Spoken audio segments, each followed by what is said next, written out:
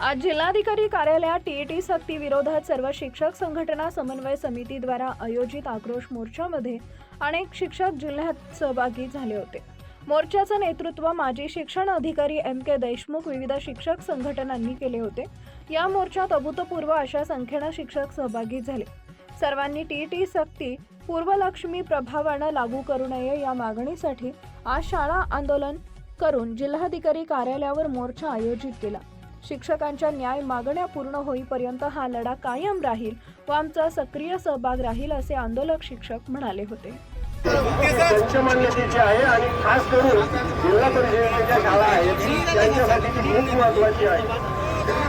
20 पेक्षा कमी पटाच्या शाळांना सध्या शासन फक्त एक नियमित शिक्षक मंजूर करते आणि दुसरा कंत्राटी शिक्षक मंजूर करते। तर हे दोन्ही शिक्षक 20 पेक्षा जरी कमी पट असला तरी शासनाने नेहमी शिक्षक मंजूर केले पाहिजेत।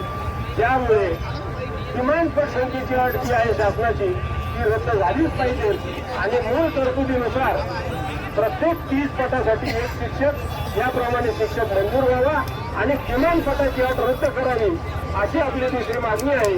म्हणून 15/10/2024चा पंचमान्यतेचा GR रद्द झालाच पाहिजे। कृपया पुन्हा एकदा त्यासाठी एक घोषणा देऊया। 15 मार्च 2024चा GR 2024चा GR तिसरी सुद्धा जिव्हाळ्याची मागणी आहे।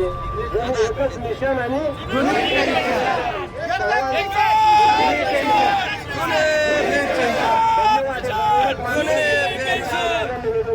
धन्यवाद। 5 महिला तीव्र आहे, एक दब झालंय, सरकार निर्णय घ्यायला तयार नाही आहे, आता पुढचा इशारा। तशी वस्तुस्थिती नाही आहे। RT कायदा 2009 हा 1 एप्रिल पासून लागू झाला। 2010च्या ऑगस्ट महिन्यामध्ये शासनाने एक अधिसूचना काढली आणि त्यापूर्वी जे शिक्षक कार्यरत होते त्यांना RT सक्तीची नाही असं घोषित केलं।